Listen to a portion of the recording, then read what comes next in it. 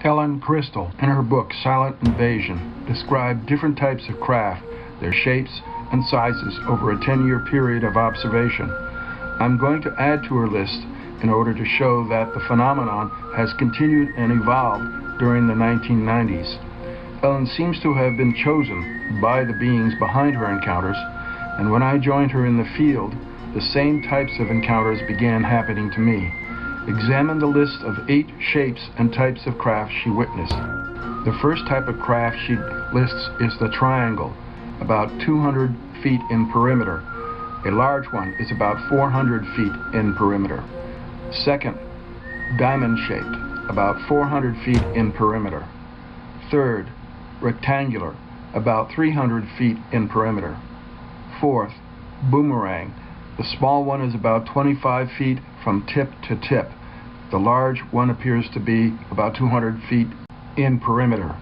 The Westchester wing, or Westchester boomerang, witnessed by thousands of people during the 1980s east of the Hudson River. The fifth craft is the walnut or turtle-shaped craft, about 400 feet or more in perimeter. The sixth is the manta ray shape, about 400 feet in perimeter. The seventh is the jumbo or big one, about 500 feet in perimeter, has 2 noses or wings. The eighth or last one is the small airplane, about 25 feet wingtip to wingtip, has a black body, silver wings, no wheels or apparent engines. This is from Crystall, 1991, page 115. Crystall told me in 1992 that she had seen what looked like a Boeing 747 approach and land in a field in front of her. I'm not sure if she was referring to the big one above, but I can attest to the fact that some of the craft found low over the farmlands and over highways do resemble conventional aircraft. They typically have no windows or markings on them and have no visible engines attached to their wings or fuselages. They are either solid black or solid white, metallic in color, can fly silently or produce jet and propeller engine sounds that are synthetic in character when the sounds are recorded and analyzed. They can stop and hover, they can illuminate portions of their fuselage, and can even fold up their wings and tail stabilizers. In 2000, I spoke with the abductee, Betty Hill, on the phone, who confirmed that she and others had witnessed these strange types of alien craft designed to look like human-engineered aircraft. Ellen Crystall describes in her book one such small airplane that she and a friend saw up close, flying well below the stall speed of any fixed-wing aircraft. Crystall relates similar stories in her book under Incidents in 1984. She says, "I continued driving south, and as we reached Route 17 in New Jersey, one of the lights followed us, paralleling the highway and matching the speed of my car. As I slowed to take the Ordell exit, the craft halted in the sky with a skidding motion, almost like a vehicle in a cartoon would stop. Then it descended much lower, moving towards the car even though we were still moving. About a block further on, I started to pull off the road. The ship suddenly turned on many lights and headed toward the roof of the house next to us, skimmed over the top of it, and headed directly towards us. I jammed down my brakes, stopped in the middle of the road, and we both jumped out, leaving the doors wide open. Kathy and I clicked off 4 photos of what we clearly saw was a small plane, about 20 feet across from wingtip to wingtip, with a black body and silver wings. No propeller or engines of any type were visible, and it was virtually noiseless. The airplane lifted one wing to pass over a small tree next to us. We later measured the tree. It was about 15 feet high, so the craft was barely 15 feet above the ground. The black metal of the fuselage was startling to look at. The metallic surface was quite smooth, although we could still see grooves and seams in the metal. The silver wings were also fairly smooth. At the plane's closest point to us, about 10 feet away, we could barely hear a buzzing sound. The craft flew past us at about 5 miles per hour, continued past the nearest house, then stopped in midair. Taken from Crystall, 1991, page 117. On 24 September 1992, between 6:10 p.m. and 7:20 p.m., I was driving home from work at Lamont Doherty Earth Observatory in Palisades, New York. I lived in Middletown, New York, about 70 miles from my job. I normally took the New York Thruway, I-87, north to exit 16 at Harriman, and then took State Route 17M west to exit 20 at Middletown. From there, I drove about 2 miles east on Route 211 east to my condo at Hillside Village. On this particular day, I was about to enter the twilight zone as I approached the Harriman exit, number 16. Sunset was quickly approaching as I drove north towards my exit on the New York Thruway, but it did not set before I saw something that completely challenged my senses. Off to my right, between the highway and Bear Mountain, which parallels the highway, I saw a large jetliner approaching in the distance. The only problem was its altitude. It was flying below the top of Bear Mountain, which has a maximum elevation of only 300 feet above the valley floor. As it approached me, it flashed its lights several times. On, off, on, off, on, off. By now the jetliner was less than half a mile away, and it clearly had my attention. Then the aircraft began to bank to its right. It slowly crossed the highway just in front of me in plain view. It was not much higher than 200 feet above the highway. It crossed less than 500 feet in front of me. It just reached the other side of the highway as I passed it. It had the distinct shape of a Boeing 707, but was painted solid black. There were no markings on it whatsoever. Even the windows seemed to be blackened out, if it had windows. It did not make any sound like that of a jetliner until it passed near me. Okay, now, let's hear from the skeptics. What could explain a large jetliner flying well below minimum altitude of 1,000 feet, that is FAA regulation outside airport control, and the pilot flashing his landing lights? Was the pilot in trouble? Was he trying to alert drivers on the highway as he attempted to make an emergency landing on the highway? These were some of the thoughts running through my mind as I prepared to take my exit at the Harriman toll exchange. What disturbed me the most was my observation that there were no engines or engine pods on the wings or body of the aircraft. I dismissed that observation as possibly mistaken. The absence of visible engines made no sense whatsoever, given that I heard the distinct sound of jet engines. I continued on my journey, now traveling west on Route 17M, but no further than a couple miles from the toll booths, I saw the same aircraft again. This time, it crossed the highway from left to right, about 1/2 of a mile ahead of me. It was again very low to the ground and traveling at a very slow speed. It took about 5 seconds to cross the highway. I became very concerned because there was now a distinct possibility that the pilot was in serious trouble and preparing to make a crash landing. Even though the area seemed underdeveloped, I knew that just beyond the trees along the highway there were large residential communities. And several hills jutted up on both sides of the highway, making any low-altitude flight there very hazardous. I continued to question my eyes regarding the apparent speed of the aircraft. It seemed to be going much too slow to stay in the air. The map shows 4 locations of my truck when the AOP crossed in front of me over the highway. About a mile further west on Route 17M, I saw the aircraft again 1/2 of a mile ahead of me. This time, it crossed the highway from right to left at a similar slow speed and low altitude. I gave a sigh of relief that it had not crashed into the residential community. But where was it heading and why? It was now becoming more apparent to me that whatever it was putting on a show just for me. No one in front of me or behind me on the highway had been there for all 3 shows. But it couldn't be targeting me, I thought.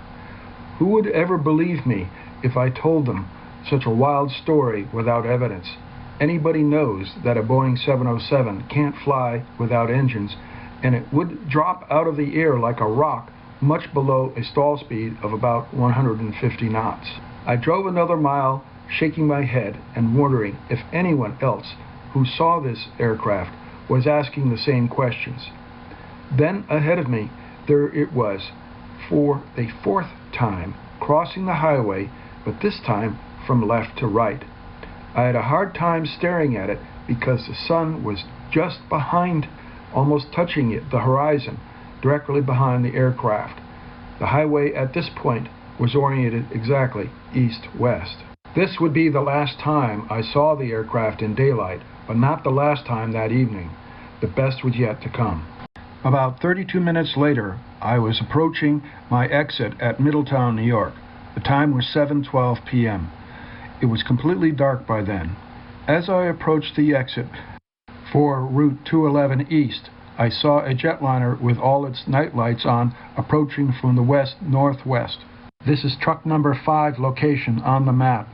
Because commercial jets on their way to Stewart Airport 23 miles away commonly fly over Route 211 East, which is aligned with the main runway in this area, it is not uncommon to see a low-flying jet with landing lights on flying over this intersection.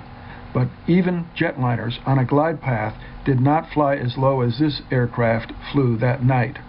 As the AOP got closer, I had the distinct sinking feeling that it was the same aircraft that I had observed before. Perhaps because of its low altitude, I was not sure until it got over me. By the time it reached my location, I was driving down the exit ramp to the stoplight at Route 211 East. I glanced back and saw the jetliner just to my left out of the corner of my left eye as it slowed to a stop. It was nearly above me. When I got to the light and stopped, truck number 6 on map, the jetliner did not appear ahead of me. I looked all around. It was nowhere to be seen in my field of view. The light changed about 5 seconds later, and I made a right turn onto the road to my condo. As I turned, the aircraft appeared directly above and in front of me.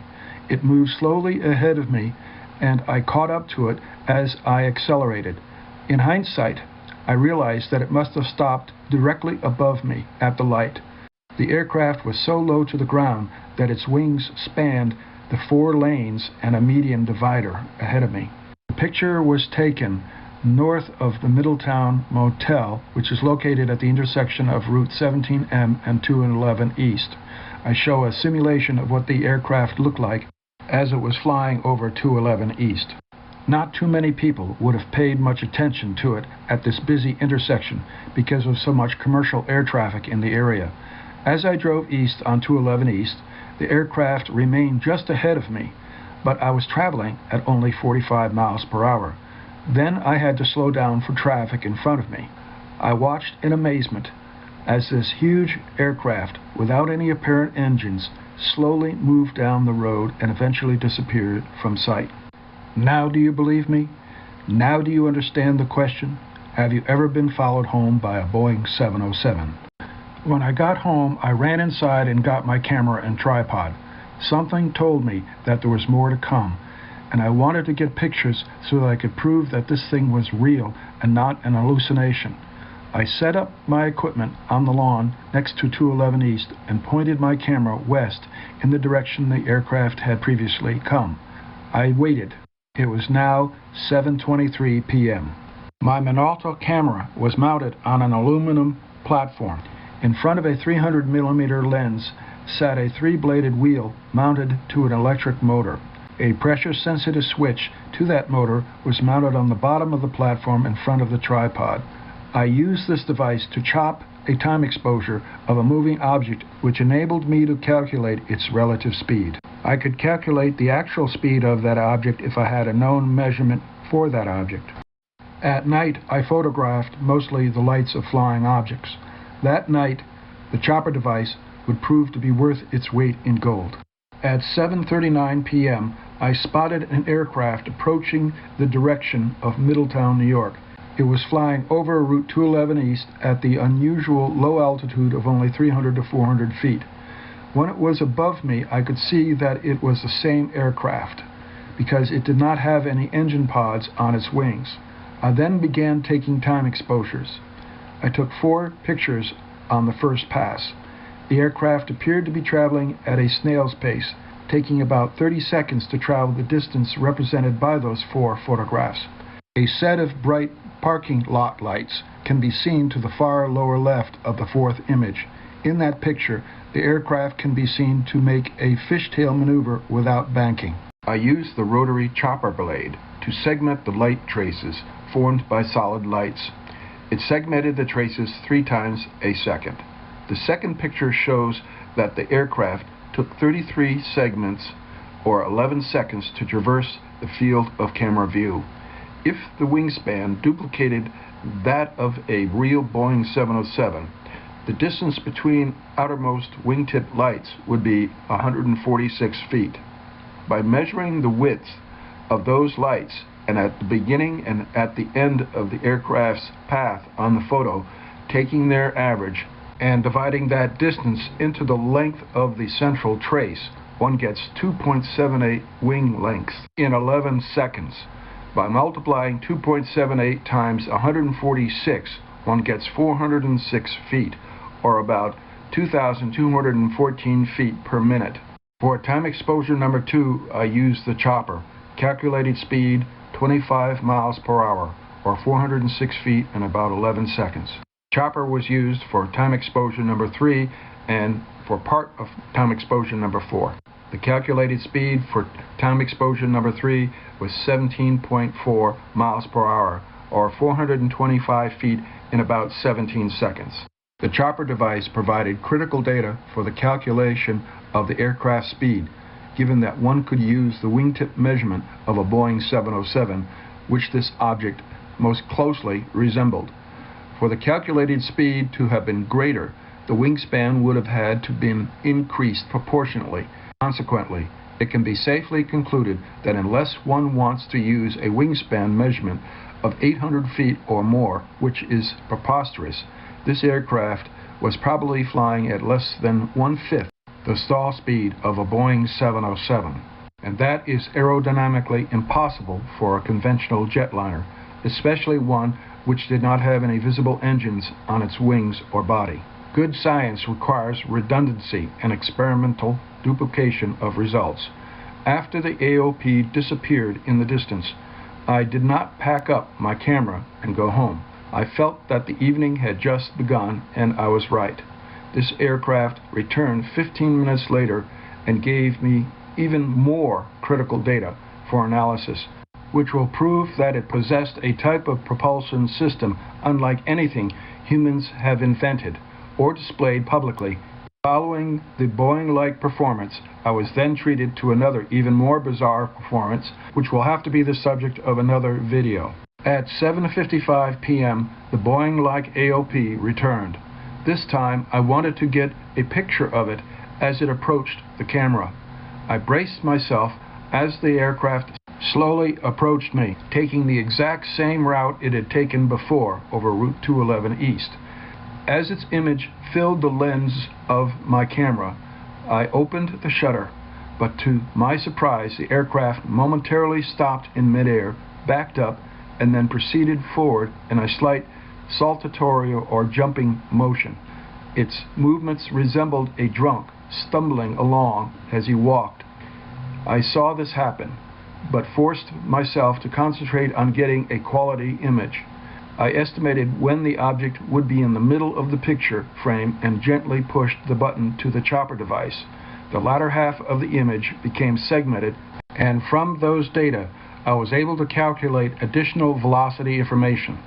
Following the first picture, or flyover number 2, I took 2 more time exposures of the object leaving. For time exposure number 5, the chopper device was used only for the latter half of the exposure. Calculated speed 53 miles per hour. A labeled version of this image is provided. For time exposure number 6, the chopper device was not used. For time exposure number 7, the chopper device was used for the last 2/3 of the exposure. Calculated speed 32.7 miles per hour, or 192 feet in 4 seconds. In the table provided, note the decrease in apparent speed during each flyover. Note also that the white lights visible from the frontal view become golden colored when the AOP is viewed from the rear. The light pattern is different from that of a conventional jetliner in that the lights that simulate landing lights, i.e. wing-tipped lights on either side of the fuselage, become smaller and golden colored. On conventional jetliners, the landing lights are shielded so that they cannot be seen from the rear. Also, a small white light was situated on the belly just beneath the larger white light, which is redundant. That light has an unusual bluish tint to it. Usually the belly light is red, not white or bluish white.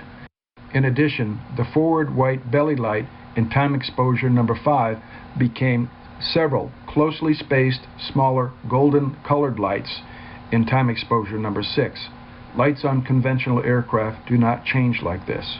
And finally, as the AOP approached me in time exposure number 5, the set of lights intended to simulate red and green navigational lights on the wingtips are not shielded from the set of white lights usually located directly behind them on conventional jetliners. These sets of lights are always shielded on conventional aircraft so that pilots can determine if an aircraft is approaching them or moving away from them. Therefore, both sets of wingtip lights should not be visible in time exposure number 5. Both sets can be seen clearly only when a jetliner is directly above the observer. The intensity of each set rapidly changes as the shielding between them unblocks the rear set as the forward set becomes blocked with changing angle of view. Perhaps you now can understand why I began to think that I was being used for quality control by our visitors, and that with time they actually showed improvement in their lighting patterns.